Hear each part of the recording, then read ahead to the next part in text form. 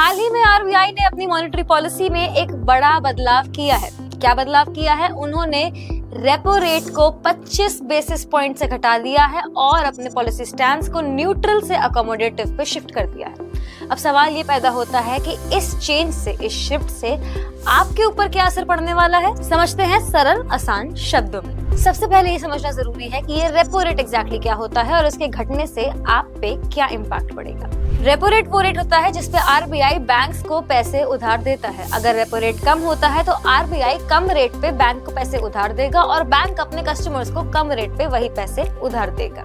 इससे होता क्या है? Home loan, car loan, personal loan के इंटरेस्ट रेट कम हो जाते हैं। आपके एग्जिस्टिंग ईएमआईज के इंटरेस्ट रेट भी कम हो सकते हैं अगर फ्लोटिंग रेट लोन है तो। लोग ज्यादा पैसा बोरो करते हैं, लोगों की स्पेंडिंग बढ़ती है और इकोनॉमी में ग्रोथ नजर आती है। एक और इम्पोर्टेंट पहलू इसी अपडेट का ये है कि आरबीआई ने अपनी पॉलिसी स्टैंस को न्यूट्रल से अकोमोडेटिव पे शिफ्ट कर दिया है। सिंपल शब्दों में आरबीआई कह रहा है कि अगर आगे जाके जरूरत पड़ी तो और भी रेट कट सामने आ सकते हैं।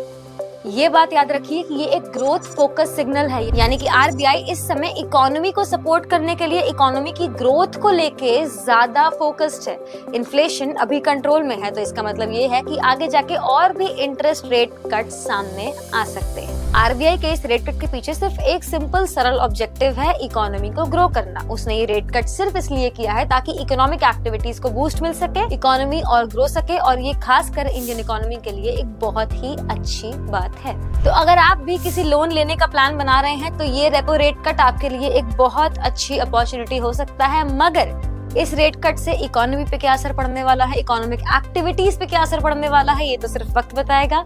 आगे देखेंगे कि एग्जैक्टली इस रेट कट से क्या चेंज हमें देखने को मिल जाता है। अगर आपके मन में कोई भी सवाल हो इस रेट कट को लेके, पूछना ना भूले कमेंट सेक्शन में। Meanwhile follow BFC capital for more such informative content.